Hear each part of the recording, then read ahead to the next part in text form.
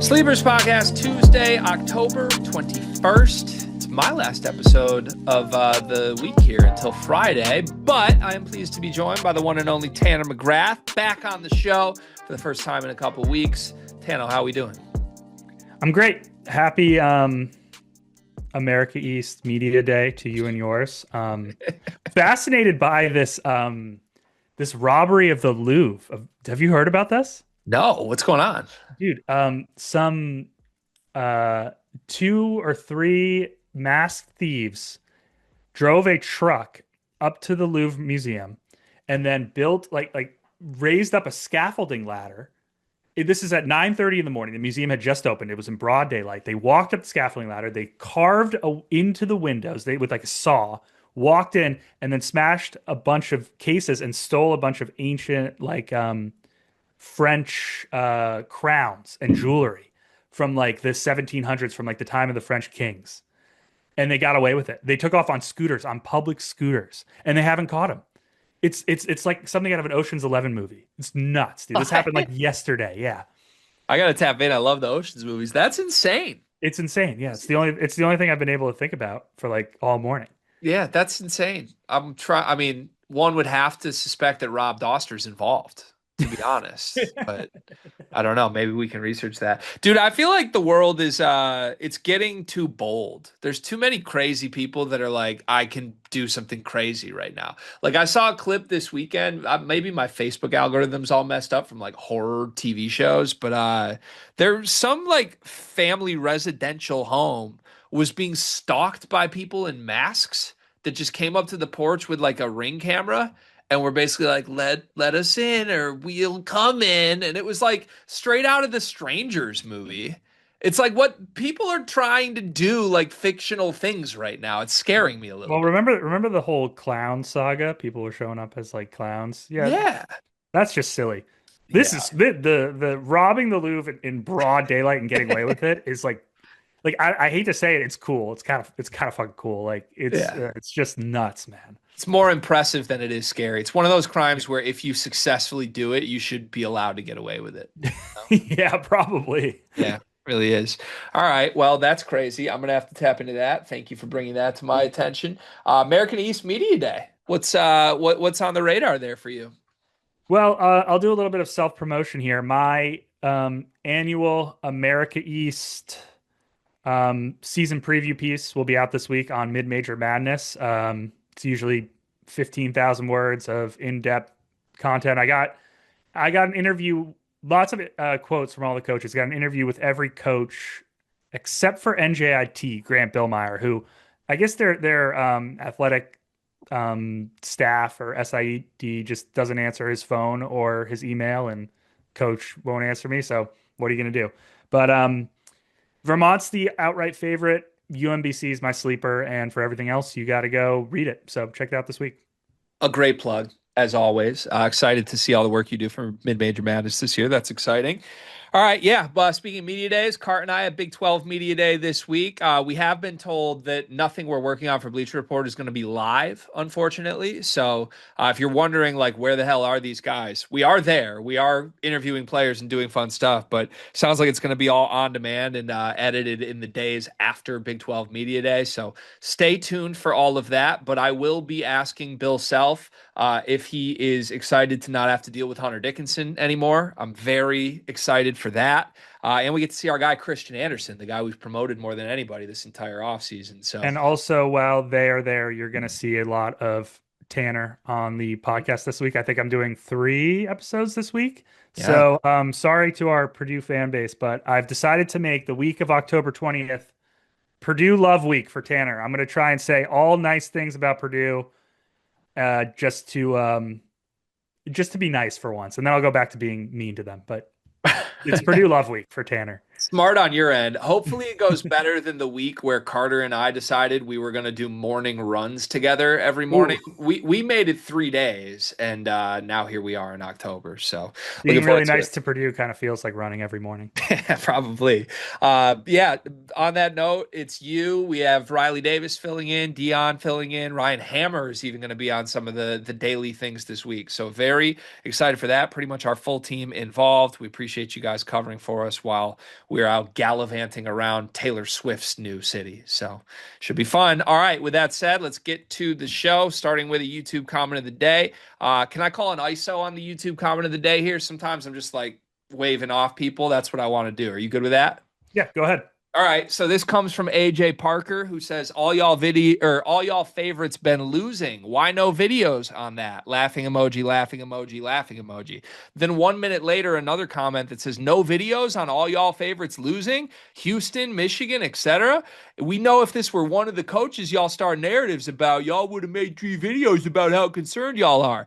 AJ Parker, we just woke up at 9 a.m. this morning and did videos on all of these teams losing. They'll be up in 20 minutes. It's noon. Okay? Like, we're not going to get on Sunday. I'm a dad. Carter's a dad, spending quality family time. Don't worry. In the hours that I spent prepping for today, I put all of our quote unquote favorites on the top of the list. There's videos up. There's 30 minutes on all of them. Just be patient. Damn it. Wait 5 more minutes. It's ridiculous. My biggest pet peeve when people are like, oh, you're ducking the content. We literally never duck the content. I came on here in an 8-24 season begging for my coach to be fired and did a video on it every single time. We will never duck the content. Any thoughts to add, Tanner? No, no, you just cooked him barbecue chicken, just dunked all over him on the ISO. Great work. Insane. You can criticize us for so many things that we deserve criticism for. Not making content about losses is not one of them. That's not a thing that we do. All right, to the Discord. Join the Discord. Number one place to support this show. This is how we can add more awesome people to this team. We've got some fun stuff going on in the Discord right now, including some secrets that we are sharing there that we've alluded to on the show. We also are running like 4 different fantasy basketball leagues all through the Discord. You've got to be a member to participate in them. So go check it out. And we read your comments on the show every single day, starting today with the Pat Signal, who says, pick one of these to do for your team to win a national championship this season. 1, get shot in both legs. 2, take 100 consecutive shots of hot sauce. 3, pay $15,000. 4, go on a silence retreat for a week. 5, get banned from YouTube for March Madness, and it's Riley Davis's fault. Which one of those 5 would you do for your team to win a national championship? Honestly, considering I'm a Vermont Catamount fan, I'd probably do all of them. Consider it's the only way that we're ever going to win a national championship. My grandmother became a Buddhist late in her life and went on a 3-year silent Buddhism retreat. So I think I could do 1 week. I think I could do 1 week. I would do that one. Wait, how old were you when that happened? 8, younger. So was it Yeah. just like a known thing? Like we're not going to talk to grandma for 3 years? I think she came back for holidays or something. Wow. Yeah, but no, it was like something she really wanted to do. She bought really into the to Buddhism, and she's still a part of it. And I Wow. thought it was really cool at the time. Wow. Fascinating. So I could do a week of silent retreat for sure. I think that's probably my answer. Although, if you asked me after like an awesome betting week, I might just pay $15,000, just like forward that check if I hit a parlay or something. But Speaking, yeah, I can't do that one because I haven't had a great betting week in a year. yeah, I just came off a terrible weekend too. I lost oh, everything this past weekend. worst. Yeah, Sleepers Enterprises is due for a great betting weekend at some point, but that or the retreat for sure. Spartan Dog 101 says, I'm back. Hello. Add me to the Champs channel where I belong. Thank you kindly. Welcome back, Spartan Dog 101. Big Ten champion, never forget. Let's keep it moving. Just snacky. Actually, it looks like there's just debate in the comment section. Gentlemen, comments are for questions on the show, not for debate. Go to other channels to do that. Zach Edie's Sushi Spot says 5 over under questions for Purdue, over under 9.9 assists per game for Braden. Under barely. I think you can get 9, but I don't 10. When was the last guard in college basketball to average 10 assists a game. I don't know. 10's so many. I'm going to take the under two, but it's not an Yeah. indictment on Braden. Over under 22 points per game from CJ Cox, Jakari Harris, Omer Meyer, and Antoine West combo. I'm taking a hard under there. Ooh, I think it's closer than you'd think, but it is under. That would need, you can't like 22 minutes a game from the shooting guard spot, basically. They're going to outscore TKR or Braden. Like, Yeah, you're right. Yeah, you're right. That's that just can't it's be. just a lot of dudes. Just a lot of guys to It is a average lot of dudes. 22 points. You're I you're right, it's under. put CJ and Jakari both around like 8 to 10. I don't think Omer or West score much. That's where I'd be at. Over under 31.5 assists, rebounds, points per game for TKR added together. Oh, you know what? I'm going to pull up. That one's tough for me. That's a tough one, but I'm going to pull up Torvik's projections here because I did pull it all up and see what he has it at. I think I'm going to lean the over on that. Torvik has them projected at 27 and a half per game this year. Ugh. All right, that's a little So low. I'll take the over. I think he gets like 22, 6, and well, shit, 22, 6, and 3 is under, isn't it? I'll take the under, I guess. Moving on. that's a high number. It's a really high number. The problem is that this is going to come off like we're taking all the unders on Purdue. They're high lines. You're setting way too Yeah. high lines. Yeah, our They're gonna- odds book, Zach Edey's sushi spot odds maker set these very, very high. Over under 27 and a half regular season wins. They would need to go 28 and 3 in the regular season to go over that number. Uh, They play yeah, a take the 20 game Big Ten schedule, man. They're gonna go like 17 and 3 in the Big Ten. I don't think they're going undefeated in the non-con. Gotta take the under. I got yeah, I gotta take the under. I think the under. I mean Kempom projects him at 23 and 7. And then lastly, over under 12 and a half minutes per game for Omer, hard under. I think he's the backup Yeah, point guard. yeah. Yeah, that's a lot of under, Zach. I'm sorry, but here we are. Moving on. Isaiah Set better from, lines. Set better lines. yeah, Isaiah from NYC says if Dusty May thinks he's going to come to NYC in the Garden and play three bigs, he must be an idiot. Well, Isaiah, he might only play one big because our two starting centers were out last exhibition. Joke's on you. I respect Yaxel's game, but this is not the American. St. John's front line is way more superior than anyone in the American. Dylan Mitchell will have that ass locked. Okay, good luck. He had 31 and 12 in the debut. He looked fantastic. Malik Perry says, yeah, my flurry wasn't good. We'll be leaving Friday, October 17th to serve my country. Thanks for the salute. Is Malik leaving the Discord to join the military right now? I don't know what's happening here, Tano. Moving on from Malik, I think Illinois' starting lineup doesn't matter until the roster is fully able to play. That team is an unknown. I agree. So Rafael Davis says the same things about Purdue I said months ago, and it's a video. Was I right about them last year? Greg, the whole it's a personnel problem isn't proving the Edey theory wrong. I'm confused by what all of this means. Did Rafael say that Braden's a bad defender? And that's what you're claiming you said, Malik. Yeah, I don't know. We were mad. Did you see any of that on your timeline, Tanner? Probably not. No. You've been spared. Basically, Rafael Davis called out Braden Smith's pride defensively and left TKR and Fletcher Lawyer out of it. We had a problem with that. I would also have a problem with that.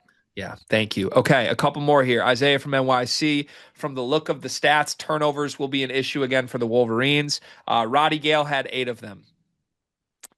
Outside of that, I'm not that worried about it. Should I be worried about it? I could I'm just worried about spacing for the Wolverines. And if you can't space the floor, then defenses are going to sag down, they're going to clog the lanes, and that's when you run into a turnover problem because you're just trying to work through too many defenders. So I would say it's on my radar. Not an immediate like, oh shit, turnovers are going to kill the Michigan Wolverines, but it's on my radar. Fair. Shooting and turnovers are not going to be out of the concern bucket until they prove it in games. That is definitely fair. Big Three and Snapping Turtle says, one thing I'm looking forward to the most about the Purdue-Kentucky game is Purdue's perimeter defense. I had to watch these same guards struggle to keep Trey Galloway out of the paint at Mackey last year.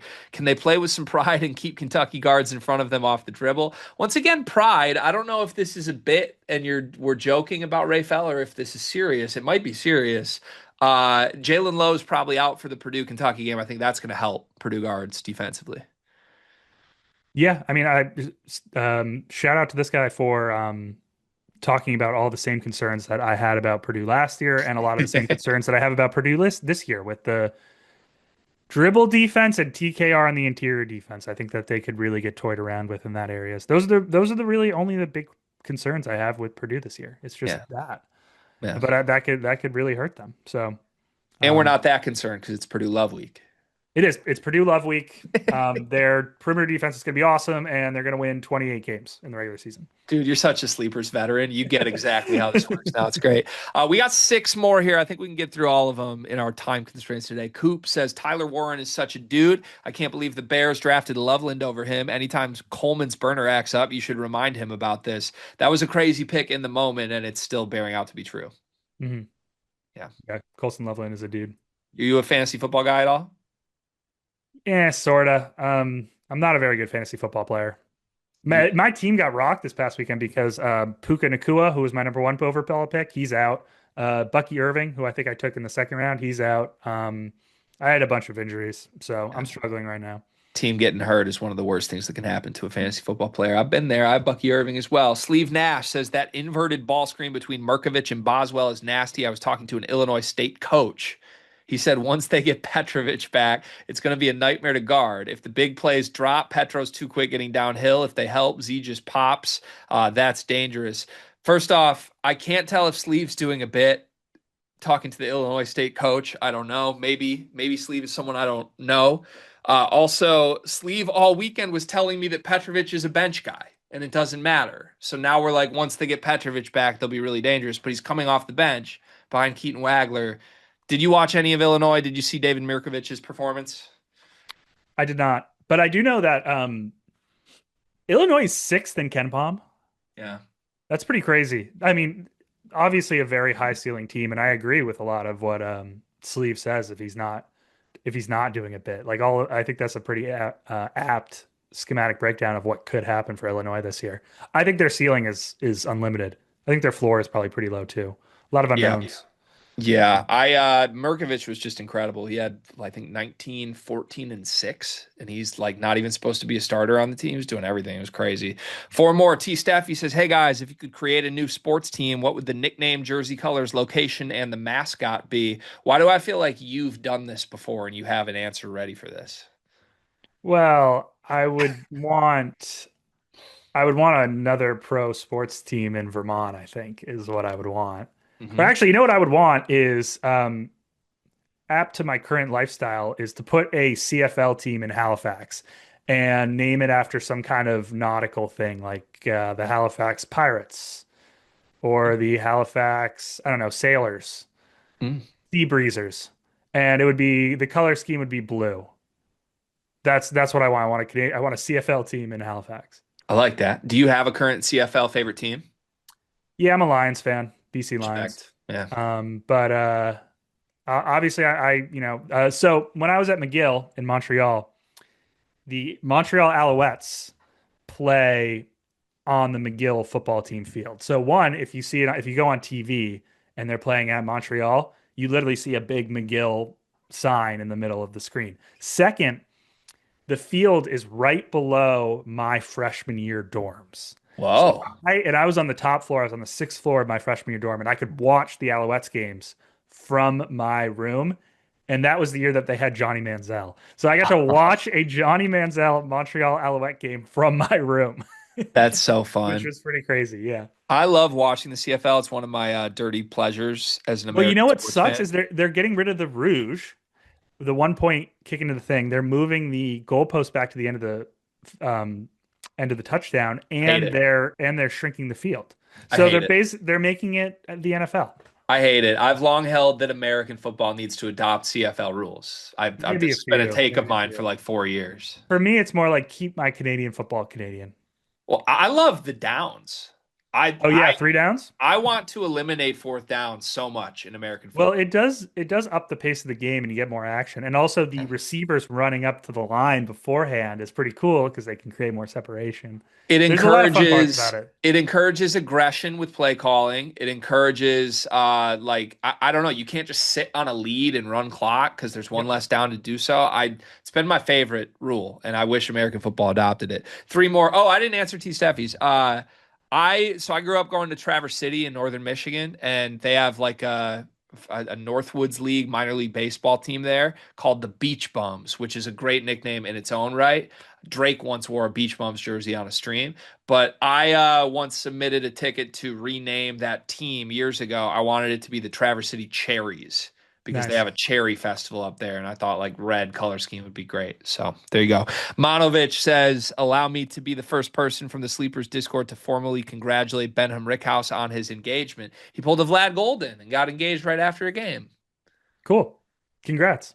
Congrats, Ben. Looking forward to a lifetime of memories from you and your lovely fiance." Aiden says, "With the NBA season about to start, what is your biggest hot take for this NBA season?" I have done. I don't watch a lot of NBA. The Celtics will be better than expected, even without Tatum. That's my hot take. I like that. Paolo Banchero MVP campaign. Ooh, I like it. I think he's next up. I'm excited. Vinay, with our last comment of the day, says, "Create a Sleepers Invitational. Where will it be and who's coming?" We've done segments on this in the past, but it's been a while. I think I'm going to pull a cop out here and say this should be a preseason segment. We should invite teams to the Sleepers Invitational. You good with that? Yep. All right, there we go. Thank you, everybody in the Discord. Good day of comments to start off this week for us. Let's hear a word from our sponsor next. Dion, how's your job going? Beginning of the school year, everything's like a little up and down. One of the biggest issues we've had is we can't find any uniforms for our girls' sports teams. Mm. That's a difficult thing to find a solution for. I know damn well all about that because I got a daughter that just turned 2. She's into sports and she's already outgrowing every little piece of sports apparel she had. Thankfully, I know Clara Kate Creations. Clara Kate Creations was started by a former high school teacher who quit because it wasn't cost effective to send new twins and a 2-year-old to daycare. She found it easier to make girl sports apparel than finding it to buy. And I am so thankful that she exists because if we have an old shirt of Murph's that she's outgrown, we can send it in and she takes that piece of apparel that means something and upcycles it into an outfit that Murphy can now wear as she grows up. She makes great stuff. It's honestly kind of like your fullback's wife, Kyle Juszczyk. Is that how you say it? She does that. But honestly, I think Clara Kate's coming for Mrs. Juszczyk's job. I love that. I'm a big Juice guy, love his wife. Love Claire Kate even more than both of them, though. You can send in your own custom ideas and she will come up with a design. She's just the best. Look up Clara Kate Creations on social media, Facebook, Instagram, and more. It is exhibition week in college basketball, and we are going to do some winners and losers. We have recaps up of a lot of these exhibitions from over the weekend on Monday on the channel. Go check them out. But this is broader, just looking for basically bullet point answers and some explanations why. It could be players, coaches, programs, anything you want, winners and losers from the exhibitions over the weekend. Let's start on the negative side with some losers. Who's at the top of your list? I only have one loser, and the part of the reason why is I want to preface this by saying I don't think exhibition week matters at all. I put zero stock into these results, and my takeaways should be taken with a grain of salt. That being said, St. John's is my loser. We did a video on this, I think, this morning. All the news I've seen about the Johnnies, so far seems to be bad. I mean, you've got Rick Pitino tweeting about how his team played like shit in some scrimmage, and then he benches Ian Jackson and Zuby Ejiofor in the scrimmage against Towson, which obviously comes on the heels of the infamous RJ Lewis benching. And you play Towson and are getting all this heat for the offense looking super duper stale and lifeless, just like last year. Towson led for 17 minutes, never trailed by more than 10, had a digit lead in the second half. Johnny's went 3 for 15 from deep. Dylan Mitchell was huge in the second half and helped spark the comeback. I want him to start the 4 for Patino. I think he's awesome. He's my guy on that team. Hopefully he finds enough evidence to put him there. But overall, like the Johnnies might be getting a bit too much love. They're ranked 5th in the AP preseason poll. I have them 14th in my preseason ratings. And the point guard issue, man. I don't think Ian Jackson is the point guard. I think Darling is the point guard, but I don't know if they have an answer at point guard. And I think that's going to linger over the team. I think that's a huge issue. You need someone to distribute to the off-ball scorers on that team, or else your offense is going to look ugly again, like it did last year. Yeah, I think motivational benchings in an exhibition are one of the scariest things you can find, and we're already there with St. John's, so I can see that.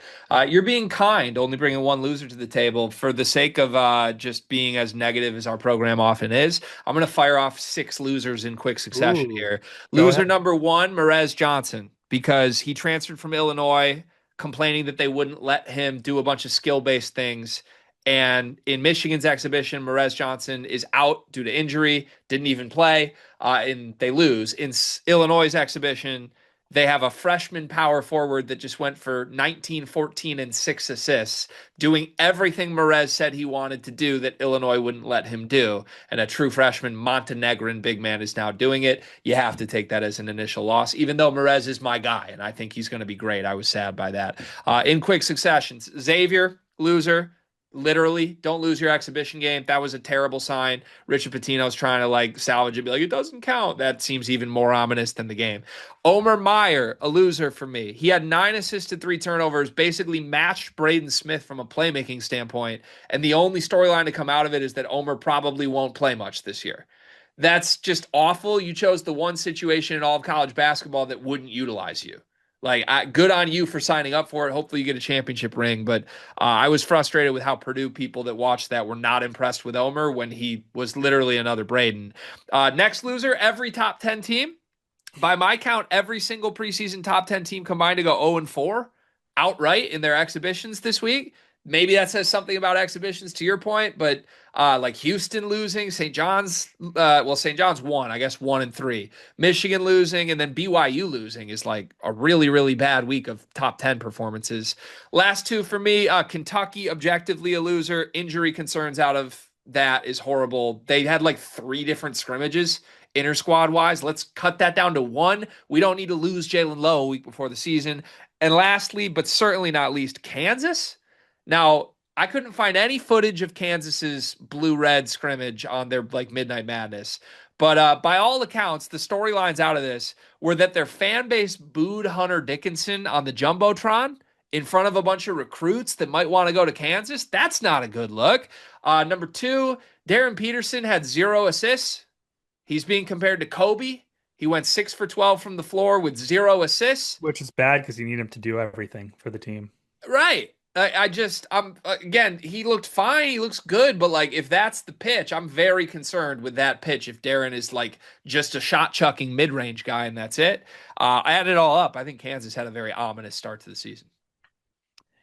Yeah, I agree with most of those. I don't think Meyer's as big of a loser as you say, because if he's maybe this will convince him for the 2-year plan, and then next year he's going to be a superstar point guard in a point guard friendly system. This is true. It's very But fair. it would be. I mean, maybe he's in. If you're impatient and you don't want to wait a year, I think that'd be tough, man. Like if I was like a trying to be a high level college basketball player and I was asked to like redshirt, I think that'd be a tough year for me. I've never really Yeah. thought about that mentally, but Yeah. Probably because you're different too so when you add. competitive, you want to be on the court all the time, and you're just like sitting, and then you have another off season. Yeah. Yeah, Well, the and first you add game I the have you so add the enjoyed. international aspect too. Like it's a culture shock. What does he want from this year? But it's just interesting to me because to me, Omer's not. I don't want to say he's close to Braden Smith, but like even if he was like just right below Braden Smith in terms of caliber, he would only play 5 minutes this year. Yeah, yeah. And that's so because now we're going to talk about like, oh, he's worse than Antoine West. No, he's not. He just isn't playing that position. And he chose the only place in the country that's the situation. Probably means he's going to be awesome in year two, Purdue Positivity Week. Let's get positive. Give me your winners. Who are your winners from Exhibition Week? I have actually four, technically four. Hey, Both UCLA and San Diego State. The Bruins beat the Aztecs by 7, but Donovan Dent dropped 18 and 3 with 3 steals behind 10 free throws attempts. Some questions about his play, but 10 free throw attempts is what you want from Donovan Dent. Means you're getting downhill. Bilodeau struggled. I don't think that'll be the case, but my guy Jamar Brown from Kansas City, the Roo, dropped 10 with another 3 steals. UCLA dominated the paint and forced 14 first half turnovers. That's what you want out of Mick Cronin's hard hedge and switch defense. That being said, San Diego State battled back from a 19-3 deficit. Reese Walters played great. He seems to be back. And they did it all without Magoon Guath. Two very good teams, and I think both of them come out of that feeling very positive. My second, third team, Dayton. The Flyers rocked Penn State. Keontae Jones from CSUN from Cal State Northridge dropped 17 on 7 for 9 shooting in 23 minutes. And then Jeez. Letang had 10, 7, and 5. They shot just 26% from deep. It's over 65% from the interior. Is Penn State good? No, not really. But I think Dayton has been going a little under the radar in the A10 with everyone loving on VCU and St. Louis and the Georges and Loyola Chicago. They were picked fifth in the A10 preseason poll by Blue Ribbon. Fifth. Too low. I have them second in the A10 in my preseason ratings. Anthony Grant runs the A10. Don't forget about Dayton. This team comes out of this week a winner. Finally, you talked about Xavier as a loser. Murray State's a winner. Oh. New head coach Ryan Miller is a Greg McDermott disciple. The last McDermott disciple to take a mid-major job around this level, Alan Huss, turned High Point into a juggernaut behind just a beautiful blended motion offense, kind of like it's like multi-option read and react sets. Miller is going to take a lot of what Creighton does and bring it to Murray State, and I expect him to have. I expect him to be highly successful because he brought in a portal haul. This team has a super high offensive ceiling with a likely elite head coach. Lane Taylor and Fred King are a great inside-out duo. I think King is going to be like a mid-major Kalkbrenner. You win your exhibition game, beat Xavier. Vibes are high. The Valley is going to be awesome this year. I'm already so excited. Yeah. Justice for my guy, Steve Prom, though. That was my guy. He once texted me Happy Thanksgiving. Never forget. But I like your shouts. Yeah, this was a good hire. And he's going to be better than Steve Prom. Oh, I'm plugging my ears. It might be correct, but I'm plugging my ears. That's my hot take. I think he's going to be awesome. I think he's going to be awesome. I mean, Murray State, the Valley's going to be good. And Murray State, I think, has some defensive issues, which might keep them out of like true contention conversations. But just keep an eye on them. Like, it could be a really fun, as Bill Simmons would put it, or something like a league pass team. Like someone you tune into on a random Wednesday night and like, ooh, Murray State's offense looks good. Yeah, that's why you pay for the ESPN Plus subscription for sure. I get it. All right, my winners here, but I endorse everything you said about Dayton, by the way. Anthony Grant just runs that league. I like that team. And Penn State is bad, but Caden Mingo looked really good, and Dayton was still way better. I don't know. I'm keeping my eye on it. My winners quickly. Let me start with my front court, the same way I started my losers list. Yaxel Lendeborg, winner, 31-12 in his first debut. He had 26-7 in the second half, multiple 9-0 runs by himself, just asserting his will physically. And everyone's takeaway is like, yeah, that was a meh game. It took him half the game to get started. He had 31-12 on a meh night. This is going to translate, in my opinion. Cincinnati's not a nobody. I was wildly impressed with my superstar. Indiana's a winner because Mike Woodson's gone and their team shot 50% from three, hit 15 threes. They don't even care that they beat an NAIA team by 61. They're making shots again, and everyone's excited about it. No more slop ball. No more slop ball. AJ DeBonsa's a winner because of what I said about Darren Peterson. And even though people are nitpicking his defense, DeBonsa had like 31-7-4 and looked like a monster. I still do not understand the people who say Peterson has to go number one in this draft. Even if DeBonsa has defensive questions, the talent and size he has. He looked like 6'11 on that court in Nebraska. I'll be stunned if AJ is not the number one pick unless Cam Boozer's even better. And last winner for me, Arizona. Koa Pete looked incredible. I love Koa. He doesn't get talked about enough in this class. Braden Burry's another freshman who was sensational. Sounds like Arizona looked really, really good. Sneaky dark horse to compete with Houston in the Big 12 for me. Sneaky dark horse to be a top 10 team, top 15 team. I really like Arizona team. And I'm a big Tommy Lloyd defender. Yeah. Tommy Lloyd is going to break through. I think he's one of those coaches who could have like the Todd Golden national title year and nobody would bat their eyelashes at all. Yeah, for sure. Absolutely. You had a topic request last week that we didn't know would even make it necessarily to the day that you're on the channel, but I put a note on it, and now here we are. It is an Evanmiya thing here. Evanmiya, friend of the program, we did an interview with him earlier this offseason, put out a screenshot of his top projected three-point shooters for this upcoming season in college basketball. Reminder, this is all information that you can get directly from Evan's site itself, evanmiya.com. But he does a good job promoting various things you can find on his site. The way this works, he basically predicts three-point percentages for each player against an average opponent adjusted for usage. This all comes directly from his algorithm. He lists the predicted three-point percentage next to their career three-point percentage, so you can see whether each player is predicted to be better or worse than their career average. But just to run through some names on this, he shared a screenshot of 30 names. We won't go through them all, but Isaac McNeely at Louisville is the projected best shooter in the country, projected to shoot 41.7% from three. Tyler Lundblade at Belmont, second. Nigel Pack, third. Marcus Millender at Georgia, fourth. Fletcher Lawyer, fifth. Carmelo Pacheco at UCF, six. Alex Chaikin, UC San Diego, seven. Kyan Evans, North Carolina, an interesting name, eighth. DJ Richards, McNeese, nine. And Braden Smith, Purdue, 10th. Just outside the top 10, Richie Saunders at 11, Solo Ball at 14, Lamar Wilkerson at 17, to name a few that matter to us. If you're doing the math at home, Purdue is the only team with two players projected inside of the top 10. What else jumped out to you from Evans' projected three-point percentages? I want to preface this by saying that Evan is super smart and knows exactly how to project these guys, and my takes mean nothing compared to his brilliant mathematical deductions. But guys, I'm happy to see on this list. We'll start positive. The Louisville guys, Conwell and McNeely. Louisville is going to be so good, man. I mean, these guys are going to get buckets, and those two are going to hit a million threes and a Pat Kelsey offense. Steele Venters, who snuck on in the top 30, just confirms my belief that he's going to be a huge part of Gonzaga's rotation this year, and I want him to be back and healthy after last season's injury. After 2 years ago, he was the Big Sky Player of the Year, an elite shot maker, that guy. Josh Dix, who sneaks onto this list as well.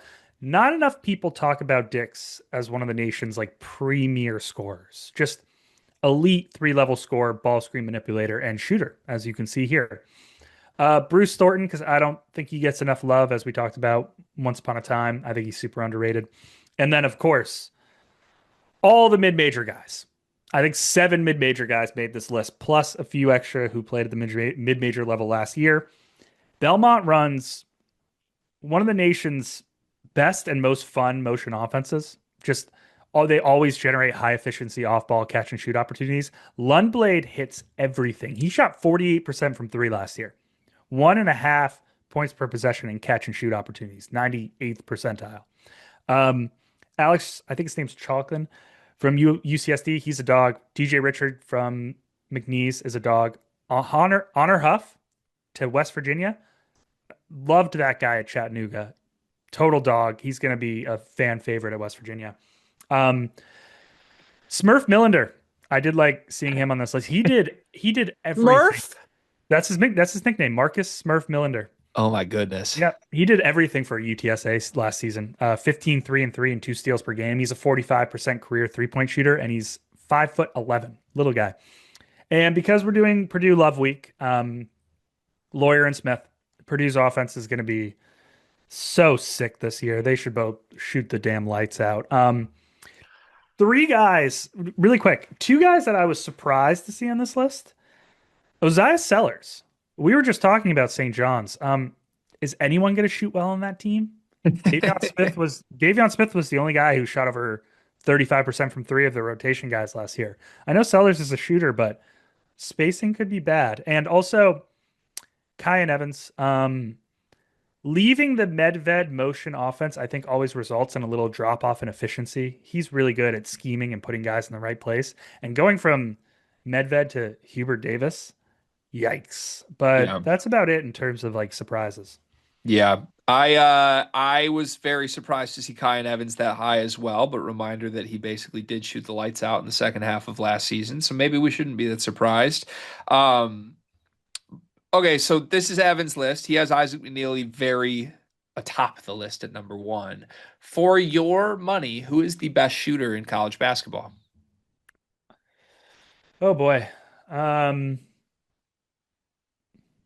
I'm gonna say Lundblade. Really?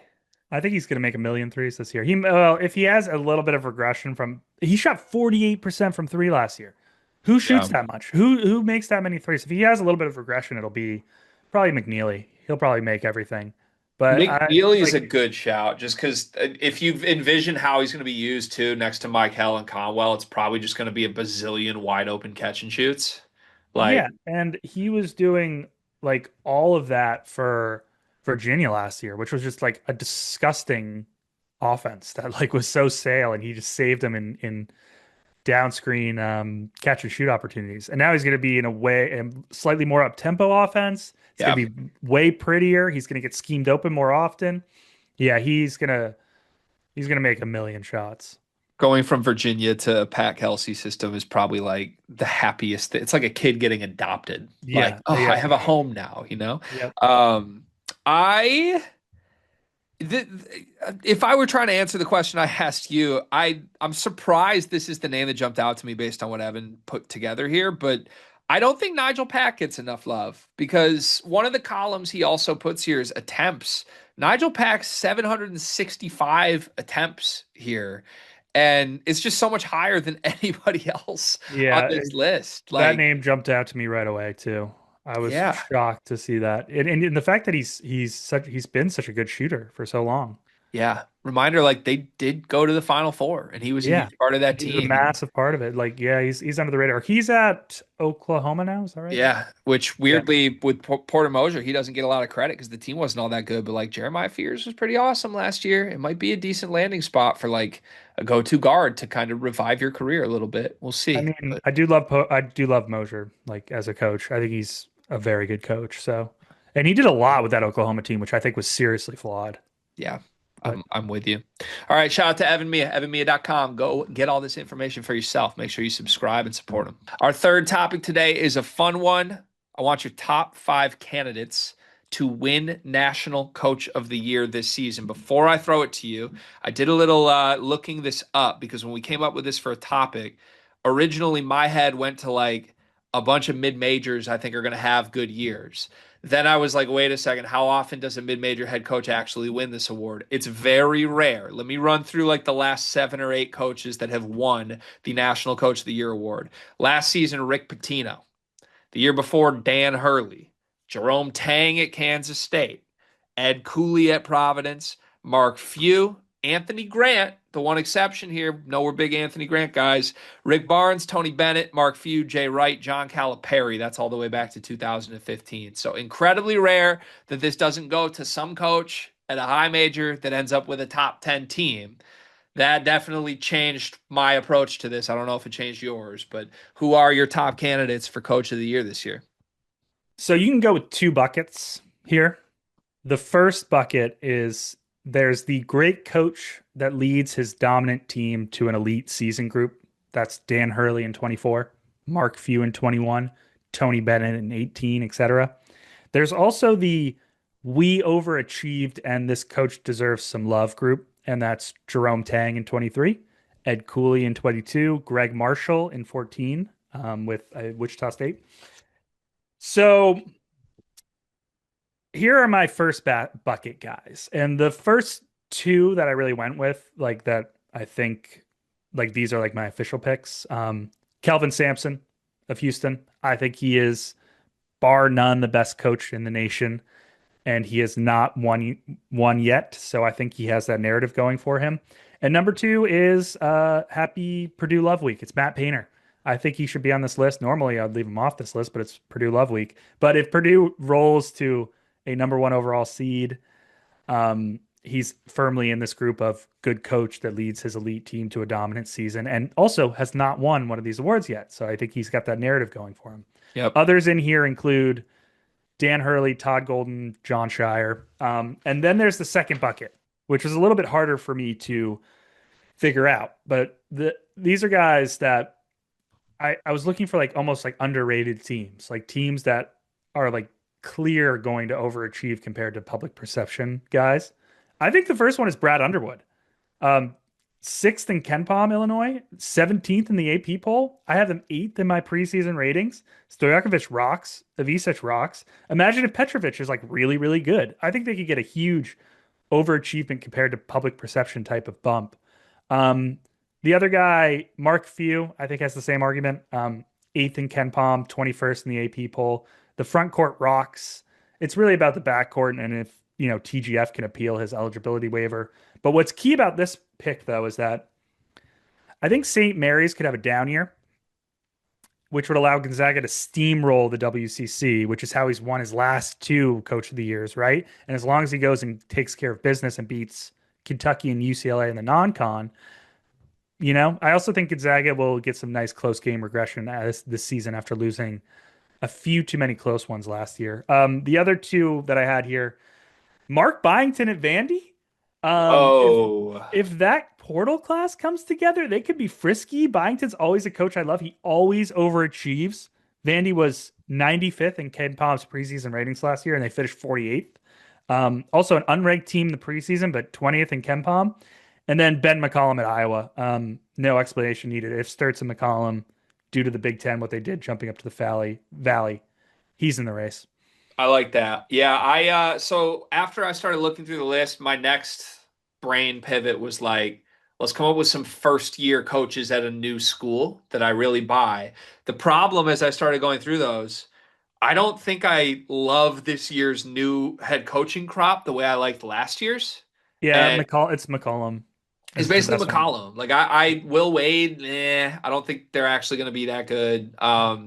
And I'm not buying McCollum either right now, at least not for this team. I am long term, but anyways, I like a lot of your shouts. Some of yours are the same as mine. I couldn't whittle this down to 5. I ended up whittling it down to 6, largely because I also added Brad Underwood to this when you were giving Yep. the pitch. So a big part of this for me is narrative. If Brad Underwood's Illinois team is top 8 in the country at the end of the year, he will have the narrative of doing something no one else in the sport did. He brought all these Balkans together and it worked. He's speaking a different language literally than anyone else in the sport. I think he would get a ton of credit for that, and I think it's very on the table. I do Not to also have mention he also always overachieves. always, He always overachieves. which if you buy that, hard to overachieve 6th preseason in Ken Palm, but watch him do it. Yeah. The other one that maps with who you had, I think you got to put Painter on there. I did not put Sampson on there, although I totally understand why you did. For me, I just buy that Purdue could have a more dominant season. I honestly think the Big 12 is a little too good. Like games against BYU, Arizona, Texas Tech, Iowa State, all those teams are just there in a way. I don't love the second tier of the Big Ten as much. I have Houston as my number one team in my preseason ratings Yeah. by a surprising amount too. So Ooh, okay. All yeah, right. it's more than I thought it would be. If you flip them and put them in the Big Ten, I think I would buy that more. I Sure. think there's more separation there, but we'll see.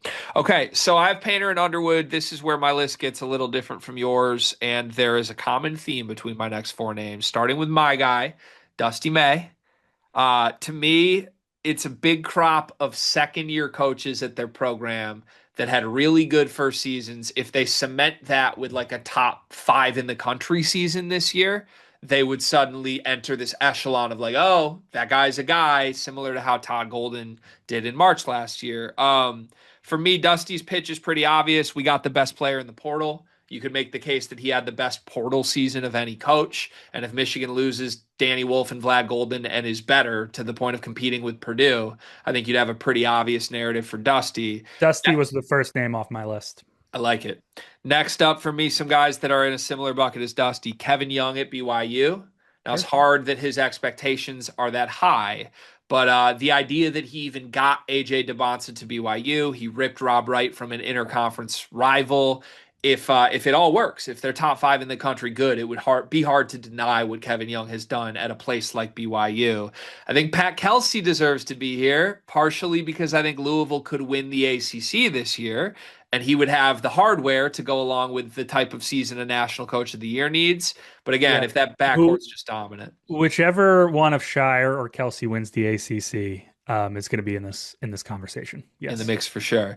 And then lastly is my weirdest shout, but it's a guy I've been propping up his team this year a lot. My long shot is Danny Sprinkle. Washington? And this might be Big Ten bias, but I think his roster this year is a top 10 roster in the sport. Steinbach is absurd. He had like 24 and 16 in their exhibition. Mandequit, the freshman guard, could have gone anywhere he wanted. He had 12 assists in their exhibition. He has Wesley Yates and Des Claude, who are both like very proven guys. I honestly would like this roster without Des Claude more than I like it with it. But I just think there's a bunch of dudes here. Sprinkle is a good coach. He just got in a tough spot trying to run everything through Osibor last year, and it turns out Osibor wasn't good enough to dominate the Big Ten. This is a totally different roster build. If they flip from like outside the top 50 nationally last year to like top 10, which I think is on the table with how good the roster is, I think it'd be hard to deny that he's one of the final three finalists for this. So I'm That's a buying great it. shout. He was very high in our transfer portal rankings class, or Washington was, excuse me. Yeah. Yeah. If you gave his roster to any of the other coaches we mentioned, I think they'd be a top 10 team. And that works in your favor. Sometimes if you are lower on the list preseason for an award like this, you get a chance. So there you have it. We gave a bunch of candidates for that. I'm proud of us for our efforts. One big thing presented by Duncan Mechanical Solutions. What you got, Tano? I'm going to repeat my self promotion from the top of the episode. I am the America East beat writer for Mid Major Madness. My America East mega preseason preview will be out this week at midmajormadness.com. Interviews with 8 of the 9 coaches in the league, 15,000 words. If you want to become an America East sicko with me, it is a must read, in my opinion. Please check it out and help promote me. And thank you all. Love it. We do endorse shameless self promotion on this channel. So we love it. I'm excited to read it. My one big thing today is I forgot how much fun it is to do this when there's actual games to cover. And Yeah. I'm getting that big emotional boost of like we've been doing this every single day, 5 hours a day for 9 off-season months. It's been fun and good. But like now, even just exhibition games, like we just did like 45 minutes on Illinois, and I love doing this. This is why my life is what it is right now. So little positivity moment. I'm just happy basketball is back. We're back. Like a kid in a candy store. That's the show. We'll see you tomorrow. Thank you to Tanner. Thank you to you for listening.